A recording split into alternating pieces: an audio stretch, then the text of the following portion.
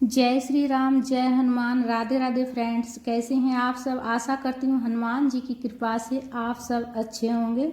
आज मैं आप सबके साथ शेयर करूंगी बड़ा मंगलवार की पूजा विधि।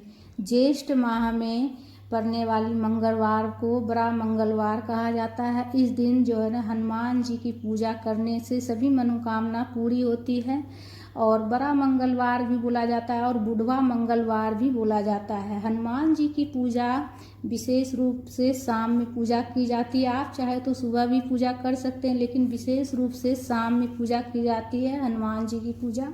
जिस जगह पर हम पूजा करेंगे, सबसे पहले घर में अच्छे से साफ सफाई कर लीजिएगा और साफ सफाई करने के बाद पूजा की चौकी लगाकर उस पर लाल रंग के कपड़े का आसन देंगे और अक्षत का आसन देकर राम दरबार की तस्वीर में विराजित की हूँ। अक्षत का आसन देकर गणेश जी की विराजित की हूँ, इसलिए कि हनुमान जी के साथ साथ अगर आप श्री रामचंद्र जी की पूजा करते हैं तो हनुमान जी ज़्यादा प्रसन्न होते हैं। उसके बाद अक्षत का आसन देकर दीपक हम सबसे पहले प्रज्वलित कर लिए हैं। दीपक आप घी से प्रज्वलित कर सकते हैं या चमेली के तेल से भी आप दीपक प्रज्वलित कर सकते हैं। हनुमान जी की मूर्ति हो तो आप मूर्ति भी विराजित करके पूजा कर सकते हैं, लेकिन साथ में जो है ना, श्री रामचंद्र जी को भी जरूर आप विराजित करके पूजा कीजिएगा। इसलिए कि हनुमान जी तभी हमारा पूजा स्वीकार करते हैं जब हम साथ में श्री रामचंद्र जी की पूजा करते हैं। तो सबसे पहले एक मैं प्लेट ली हूँ पूजा का, उसमें स्वास्तिक बना ले रहे हैं। इसलिए कि अगर हनुमान जी की मूर्ति हो, धातु से बना हुआ मूर्ति हो या वैसे मूर्ति हो, तो आप जल से अभिषेक कर सकते हैं हनुमान जी का, या पंचामृत भी अभिषेक कर सकते हैं।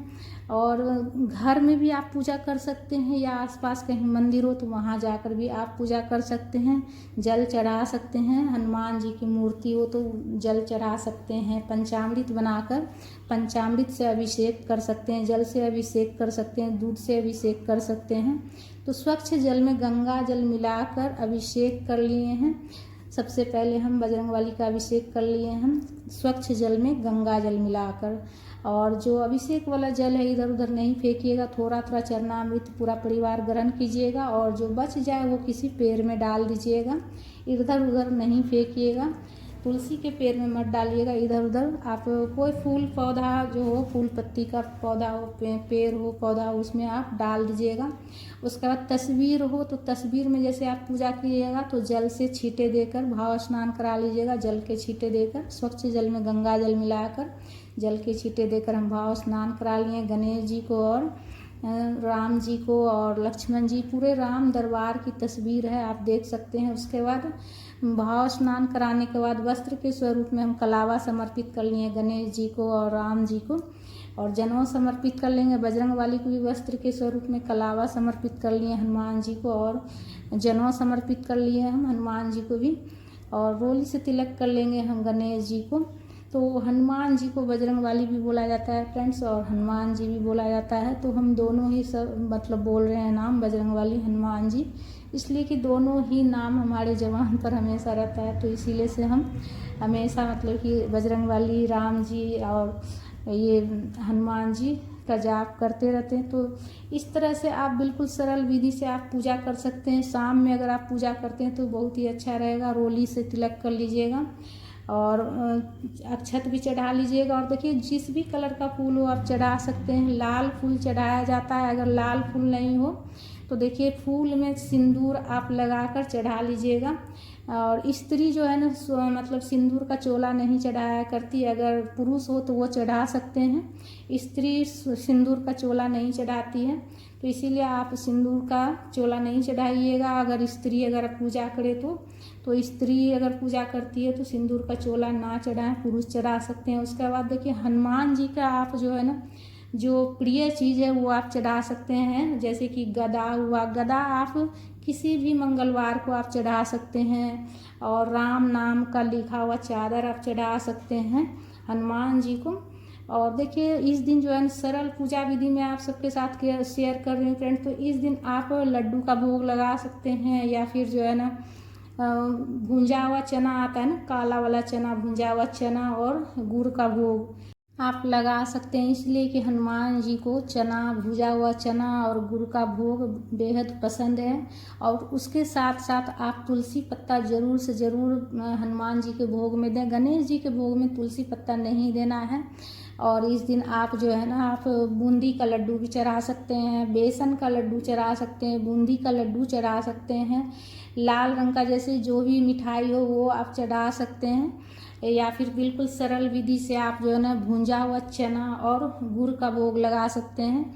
और सीजन का जो फल रहेगा वो भी आप चढ़ा सकते हैं। धूप प्रज्वलित करके धूप दिखा लीजिएगा। जो भी सीजन का नया फल हो या जो लाल रंग का फल हो वो आप चढ़ा सकते हैं, इसलिए कि हनुमान जी को लाल रंग का फल और लाल रंग का मिठाई बेहद पसंद है। तो आप जो है ना, लाल रंग का कोई भी फल आप चढ़ा सकते हैं हनुमान जी को।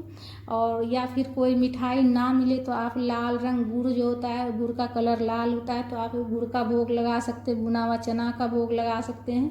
पूजा में कुछ दक्षिणा रखिएगा। दक्षिणा रखने से अगर हमारी पूजा में कुछ भी कमी रहती है तो उसकी पूर्ति हो जाती है। हाथ में पुष्प लेकर या फिर अक्षत लेकर हनुमान चालीसा का पाठ कर लेंगे। खाली हाथ जो है ना, पाठ नहीं किया जाता है, हाथ में पुष्प या फिर अक्षत लेकर ही पाठ कीजिएगा। हनुमान चालीसा का पाठ करने से सभी मनोकामना पूरी होती है। और हनुमान चालीसा का पाठ बहुत ही शक्तिशाली होता है। ये सभी हनुमान भक्त जानते हैं कि हनुमान चालीसा का पाठ करने से सभी मनोकामना पूरी होती है। उसके बाद दीपक प्रज्वलित करके दीपक से आप आरती कर सकते हैं, या फिर कपूर से भी आप आरती कर सकते हैं, कपूर प्रज्वलित करके। तो बिल्कुल सरल विधि से आप इस प्रकार से जो है पूजन कर सकते हैं फ्रेंड्स। अगर हो सके तो आप शाम में पूजा कीजिएगा, या फिर आप अगर शाम में आपको टाइम नहीं मिल पाता है तो आप सुबह भी पूजा कर सकते हैं। लेकिन विशेष रूप से शाम में हनुमान जी की पूजा की जाती है। अगर आप व्रत करते हैं तो व्रत जो है ना, व्रत में आप जो है ना मीठा खाइएगा। मीठा में लाल भोजन, जैसे कि आप जो है ना गुड़ वाला खीर बनाकर खा सकते हैं, खीर पूड़ी खा सकते हैं, लड्डू खा सकते हैं। और गुड़ के साथ बना हुआ कोई मिठाई हो तो वो भी आप ग्रहण कर सकते हैं। मीठा खाना है आपको, एक टाइम मीठा खाकर आप व्रत कीजिएगा। आरती करने के बाद सीधे हाथ में जल लेकर आचमनी कर लीजिएगा। आचमनी करने के बाद ही पूजा पूर्ण होती है। सबसे पहले क्षमा याचना कीजिएगा प्रभु से कि अगर पूजा में कुछ भी गलती हो गया हो प्रभु तो क्षमा कर दीजिएगा। उसके बाद जो है ना, आपकी जो भी मनोकामना है वो हनुमान जी से कहिएगा, श्री रामचंद्र जी से कीजिएगा। हनुमान जी के साथ साथ श्री रामचंद्र जी की पूजन जरूर से जरूर कीजिएगा। इस बार 5 मंगलवार पड़ा है ज्येष्ठ माह में, और बहुत ही अच्छा है फ्रेंड्स। 13 मई से शुरू है और 10 जून तक है। 10 जून को पूर्णिमा है, लास्ट पूर्णिमा वाला दिन पड़ेगा।